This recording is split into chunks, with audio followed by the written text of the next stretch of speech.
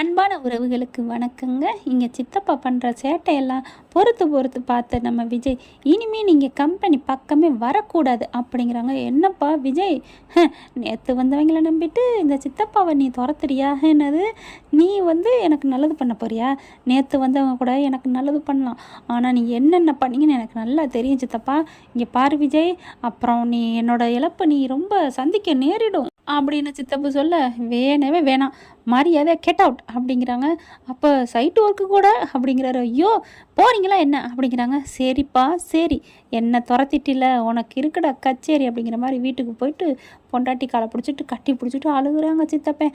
அம்மா இங்கே பாருமா ராதா, ஐயோ என்னங்க ஏன் அழுகுறீங்க, நான் அதை எப்படி சொல்லுவேன்? சரி சொல்லாதீங்க. அடி என்ன ராதா, நான் சொல்லியே தீருவேன், அதை சொல்லுங்க, அதைத்தான் நான் எப்படி சொல்லுவேன் ராதா, ஐயோ என்னை விடுங்க அப்படின்னு சொல்லிட்டு போகிறாங்க.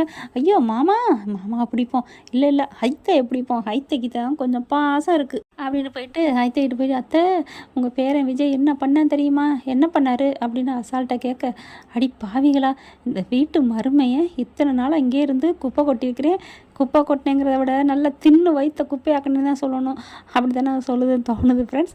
அடுத்த அன்பு என்ன பண்ணுறாங்க, உங்கள் பேரே என்னைய ஆஃபீஸுக்கே வரக்கூடாதுன்னு கழுத்தை பிடிச்சி தள்ளாத குறையா தள்ளிட்டான், ஓ அதை இப்போ தான் செஞ்சாரா அப்படின்னு தாத்தாவை பாட்டி சொல்ல, அவன் எப்போ இல்லை செஞ்சுருக்கணும், அட பாவிங்களா உங்களை போய் நம்புறேனே, அதுக்கு என் பொண்டாட்டியே எவ்வளோ தேவலை அப்படின்ட்டு, ராதா என்ன ராதா என்ன காது வலிக்குது, கொடைய விடுங்க அப்படின்னு குடஞ்சிக்கிட்டே இருக்க, இங்கே பாரு உன் பேரை உன் பையன் உன் அக்கா பையன் விஜய் பிள்ளைன்னு வளர்த்தியே என்னை துரத்தி விட்டுட்டாமா அப்படின்னு சொல்ல, எதுக்கு துரத்துனா அப்படின்னு கேட்க, அதைத்தான் நான் சொல்ல வரேன், நீங்கள் சொல்லவே தேவையில்லை அப்படிங்கிறாங்க. இல்லைம்மா ராதா நான் சொல்கிறத கேளுமா, அந்த பங்கு கேட்டு நின்று அசிங்கப்படுத்தினாங்க, கேவலப்படுத்தினாங்க, அவன் பேச்சை கேட்டு அவனை வேலைக்கு சேர்த்துட்டு என்ன விரட்டிட்டாங்கம்மா அப்படின்னு சொல்ல, எங்களுக்கு எல்லாம் தெரியும், நீங்கள் போகிறீங்களா அப்படின்னு சொல்ல, என்ன உனக்கு தெரியும், என்னை எவ்வளோ அசிங்கப்படுத்திட்டாங்க, நான் இந்த குடும்பத்துக்காக எவ்வளோ உழைச்சிருக்கேன், என்னப்பா உழைச்சிங்க, என் பிள்ளைய நீங்கள் ஸ்டேஷனில் போய் உட்கார வச்சிங்க, அந்த பசு பேச்சை நம்பி கேட்டுக்கிட்டு போகிறீங்களா நீங்கள் அப்படின்னு சொல்ல, என்னது யாருமே நம்ப மாட்டேங்கிறீங்க, இங்கே பாருங்கள் என்ன நினைக்கிறீங்க, என் மேலே உங்களுக்கு யாருக்குமே நம்பிக்கை இல்லையா அப்படி இப்படிங்க அத்தை, உங்களை நான் எதுக்கு தம்பி நான் நம்பணும் அப்படின்னு கல்யாணி தாத்தா எல்லோரும் சொல்கிறாங்க.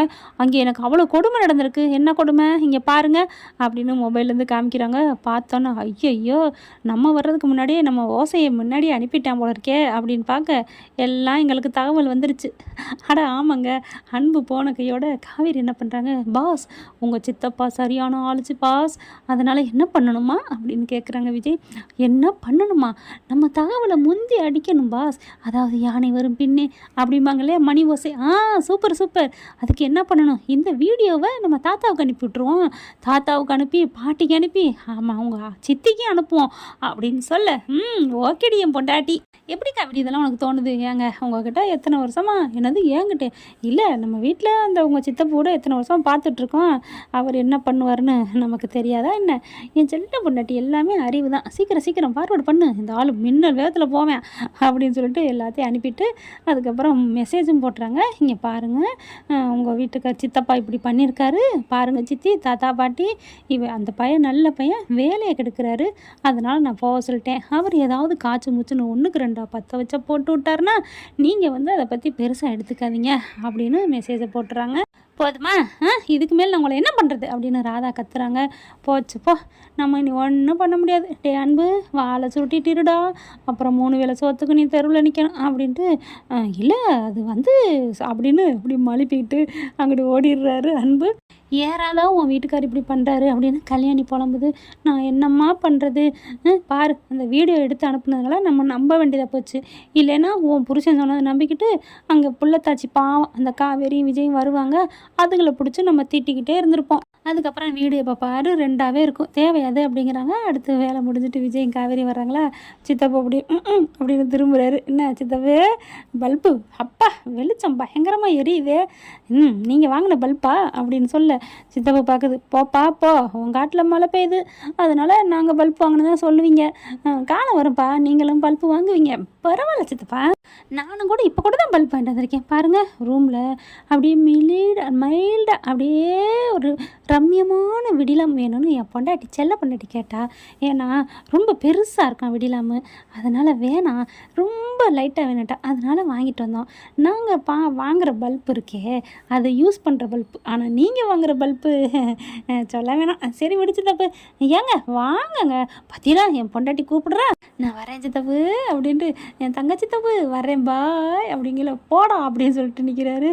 ஏங்க அந்த ஆள்கிட்ட போய் அவரே நிறைய பல்ப் வாங்கிட்டு இருக்காரு. இல்லை இருந்தாலும் இந்த மனுஷனை கலாய்க்கிறது நல்லா இருக்குது காவேரி. இவரை எப்படி டெரர் பீஸாக பார்க்குறதுனே தெரியல காவேரி. சும்மா டம்மி பீஸு தான், இந்த பசுவதிக்கு எடுத்து விட்டதேன், மற்றபடி இந்த ஆள் அவ்வளோவா ஒர்த்து இல்லைடா அப்படிங்கிறாங்க. தெரியும் பாஸ், அதனால தான் இந்த ஆளையும் நான் விட்டு வச்சுருக்கேன். இல்லைன்னா என் செல்லக்குட்டி என்ன பண்ணுமா அப்படியே பிடிச்சி தலையை எடுத்து அப்படியே திருகி அப்புறம் அப்படியே காலுக்கு கீழே என் சுண்டு வரல் கீழே வச்சு நங்க அடாடா போதும், நீங்கள் பண்ணக்கூடிய வீரமங்க தான், நம்ம வாங்க ரெஸ்ட் எடுப்போம் அப்படிங்கல. தாத்தா பாட்டி என்னப்பா வந்துட்டிங்களா, என்ன வரையில உன் சித்தப்பு களைச்சிட்டு வரீங்களா, என்ன தாத்தா பண்ணுறது அப்படிங்கிறாங்க. அவரை எதில் சேர்க்குறதுனே புரியலப்பா அப்படிங்கிறாங்க. சரி நீங்கள் போயிட்டு இது பண்ணிவிட்டு வாங்க, சாப்பிடலாம் அப்படிங்கிறாங்க. அந்த வரேன் தாத்தா அப்படின்னு 2 பேரும் போகிறாங்க. போயிட்டு அப்பா ஒரு பெரிய பிரச்சனையிலேருந்து என் பொண்டாட்டி என்னை காப்பாற்றிட்டா. என்ன பாஸ் என்ன காப்பாற்றினே, முடியும் உனக்கு தெரியலையா அப்படின்னு. உட்காரு, நீ மட்டும் ஐடியா கொடுத்து இந்த வீடியோ அனுப்பலை எனக்கு 2 இப்போ நம்ம ஹாப்பியாக வந்திருப்போம், சித்தப்பா தான் ஹாப்பியாக இருந்திருப்பாரு. சரி விடுங்க பாஸ், ஒரே ஒரு வீடியோ அனுப்புனேன், இதோ ஒரு பெரிய விஷயமா, என்ன சொன்னேன், வீடியோ எவ்வளோ பெரிய வாழ்க்கைக்கு ஆதாரமாக இருந்திருக்கு ஒவ்வொரு கேஸுக்கும், ஆளை பாரு ஆளை அப்படிங்கிறாரு. அடுத்து வளகாப்புக்கு நாட்கள் குறிச்சிடுறாங்க. ஆட்கள்லாம் வந்துடுறாங்க. அஜய்க்கும் வர சொல்லிடுறாங்க. அஜய்க்கு பார்த்தா சந்தோஷம் தாங்கலை. ஆனால் ராகினி பசுபதி கேஸ் என்ன ஆச்சுன்னு தெரியல, அவங்க எல்லாம் இருக்காங்களா உலகத்துக்கு, அங்கே வேறு ஊருக்கு போயிட்டாங்களான்னு தெரியல. ஆனால் அஜய் மட்டும் வந்துடுறாங்க. வந்ததுக்கப்புறம் எங்கடா உன் பொண்டாட்டி, அவள் என் மூஞ்சில் முழிக்கலப்பா, ஏன்னா அந்த காவேரி வீட்டை விட்டு போனால் தான் வருவாளாம், அவள் என் மேலே ஆசைப்பட்டலாம், லவ் பண்ணி கல்யாணம் பண்ணலையாம் அப்படிங்கிறாங்க. அந்த இதை தலை முழி விடுடா அப்படின்னு ராதா சொல்லுது. உனக்கு வேறு எவ்வளோ பிடிச்சி கட்டுவோன்னு சொல்லல, உள்ளுக்க இருந்து பாட்டி இந்த ஜூஸை குடிங்கன்ட்டு வர, அப்படியே கண்ணம்மா அப்படின்னு சொக்குது அவருக்கு மனசுக்குள்ளே. என்னடா இவ்வளோ ஒரு வட்ட நிலவு, அப்படியே முழு நிலவு தரையில் இறங்கி வருதே அப்படிங்கிற மாதிரி பார்க்குறாங்க. உண்மையிலே நல்லா தாங்க இருக்குது அந்த பொண்ணு சிந்து, பார்க்க அப்படியே 18 வயது பருவ மங்கை மாதிரி அவ்வளோ அழகாக இருக்குங்க. உண்மையில் இந்த சீரியல் ஃபுல்லாக இருக்கிற ஹீரோயினுங்களில் லேடிஸுங்களில் இந்த சிந்து பார்க்க முழுன்னு உரிச்ச வேக வச்சு உரிச்ச உருளைக்கிழங்கு மாதிரி இருக்கா இல்லையா, எனக்கு தான் தோணுதா உங்களுக்கா இல்லையான்னு கமெண்ட்ஸில் சொல்லுங்கள் ஃப்ரெண்ட்ஸ். அதாவது நம்ம ஹீரோயின் தான், அவள் டாப்பு அது வேற, இருந்தாலும் அழகுன்னு பார்க்க வரையில் பருவ வயது சிந்து ரசிக்கிறேங்க, பயங்கரமாக ரசிக்கிறேன் சிந்துன்னு சொல்லலாம். அதை விட ஆரம்பத்தில் தான் அந்த பொண்ணு சைலண்ட்டாகவே நின்று அது அமைதியாகவே இருந்துச்சா, அந்த ஒரு குணம் அடக்கமான உள்ள குணமும் எனக்கு பிடிச்சிருக்கு. இப்போ பாட்டியை அப்படி காப்பாற்றி நல்ல பிள்ளையாச்சா. இப்போ இவர் நம்ம ஆள் அன்பு மயன் அஜய் என்ன பண்ணுறாங்க, அந்த பிள்ளை அழகுல மயங்கி விழுந்துட்டாரு துபக்கடின்னு. அடுத்த வேலையெல்லாம் நடந்துகிட்ருக்கு. இந்த பிள்ளைய போய் சீன்றாரு, பேசுகிறாரு.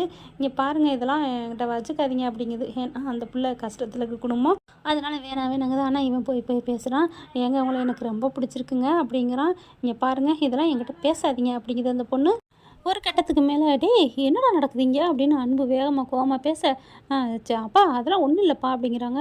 ஐயோ மாமா அத்தை அப்படின்னு எல்லாரையும் ஊரை கூட்டுறாங்க. எல்லோரும் வந்துடுறாங்க. என்னடா பிரச்சனை, நினச்சேன் அவள் ஆத்தாக்காரி எப்படி காவேரி அப்பா என்ன அவங்க அம்மா மனசை வாழ்க்கையை கெடுத்து 2ஆம் தரமாக வந்தாலும் அதே மாதிரி என் பிள்ளை மனசை கெடுக்கிறா அப்படின்னு கத்துறாங்க. என்ன ஆச்சுமாங்க, இல்லை சிந்து இருந்துட்டு ஐயோ நான் ஒன்றுமே பண்ணலை அப்படிங்கிறாங்க. என்ன ஆச்சு அப்படின்னு கேட்குறாங்க எல்லாருமே.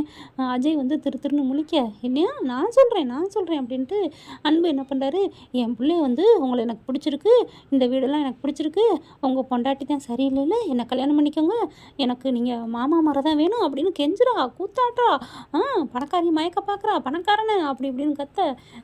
சும்மா இருடா கொஞ்சம் அப்படின்னு சொல்லிட்டு தாத்தா அடக்குறாரு. மாப்பிள்ளை சும்மா இருங்க அப்படின்னுட்டு. அடுத்து விஜய் காவேரிலாம் என்னாச்சு சிந்து என்னம்மா, ஐயோ நான் அப்போலாம் சொல்லவே இல்லை அப்படிங்கிறாங்க. அப்போ அஜயை பார்க்குறாங்க. பாட்டியும் தாத்தாவும் என்னடா நடக்குதுங்க சொல்லுடா அப்படிங்கிற அந்த சிந்துவை போட்டு எல்லாரும் அன்பு அதாவது அவங்க அண்ணன் கிருஷ்ணாவை எப்படி குற்றவாளி ஆக்குனாங்களோ அதே மாதிரி ஆக்க முத்துமலை வந்துட்டு என் பிள்ளை அப்படிலாம் பண்ணியிருக்காது, அடுத்தவங்களுக்கு சொத்துக்கெல்லாம் ஆசைப்பட மாட்டா, இப்படிலாம் பழி போடாதீங்க, நான் சும்மா சொல்கிறேனா அப்படின்னு கத்துறாங்க. டேய் அஜய் சொல்லுடா, வந்து மயக்குனா என்னை கட்டிக்கங்கன்னு சொன்னான்னு சொல்லுடா அப்படின்னு சொல்ல, அப்பா சும்மா நிறுத்துங்கப்பா அப்படின்னு ஒரே வார்த்தையில் வாயை மூடுறாரு. ஐயோ டேய் உனக்கு தாண்ட நல்லதுக்கு பேசுகிறேன், அந்த கும்பலை விரட்டி விட்டுலாம்ல, அடப்பாட சொட்டத்தில் எனக்கு இந்த பொண்ணை ரொம்ப ரொம்ப பிடிச்சிருக்கு, நான் விடுவேன் அப்படின்ட்டு. இங்கே பாருங்கள் பாவம் அந்த பொண்ணு ரொம்ப நல்ல பொண்ணு, என்கிட்ட எதுவுமே பேசலை, அது பாட்டுக்கு வேலையை பார்த்துட்டு இருந்துச்சு அப்படிங்கிறாங்க. அப்படியே அன்பு எல்லாரும் மறைக்கிறாங்க. இப்போவே டே அஜய் எல்லாம் உண்மையும் சொல்லிடணுடா, நம்ம மனசில் இருக்க சொல்லிடணும் அப்படின்ட்டு. அப்புறம் இன்னொன்று எல்லாருக்கும் நான் இது மூலமாக ஒரு தகவலை சொல்லிக்கிறேன் அப்படிங்கிறாங்க. என்னன்னு பார்க்குறாங்க, ராகினி என்னை துரும்பா கூட நினைக்க மாட்டேங்கிறா, அவள் காசை மட்டும் வச்சு உலகத்தில் மனுஷன் வாழ முடியாது அப்படிங்கிறத நான் நல்லா உணர்ந்துக்கிட்டேன். கண்டிப்பாக நான் அண்ணன் கூட நான் எப்படியாவது ஒரு வேலையை பார்த்து நல்லபடியாக நான் சம்பாதிப்பேன். சிந்துவை எனக்கு ரொம்ப பிடிச்சிருக்கு, அடக்க உடக்கமாக நல்ல பொண்ணாக இருக்கா, நம்ம பாட்டியும் நல்லா பார்த்துக்கிறா, அவங்ககிட்ட 10 பைசா வரதட்சணை கூட வேணாம், வரதட்சணையே வேணாம் எனக்கு, அந்த பொண்ணே எனக்கு ₹1,00,00,000 சமம், என்னை கட்டி வச்சுருங்க, அந்த ராகினி எனக்கு வேணாம், டைவர்ஸ் பண்ணிவிட்டு எனக்கு இந்த சிந்துவே கட்டி வைங்க. நான் தான் அந்த பொண்ணுக்கிட்ட போய் கேட்டுக்கிட்டு இருந்தேன், அவள் தான் எனக்கு இதெல்லாம் வேண்டாம், நீங்களாம் பணக்காரவங்க, என்னை விட்டுருங்கன்னு சிந்து சொல்லிக்கிட்டு இருந்துச்சு, சிந்து மேலே எந்த தப்பு இல்லை அப்படின்னு அஜய் சொல்ல, தாத்தா பாட்டி எல்லோரும் அதிர்ச்சி ஆகுறாங்க.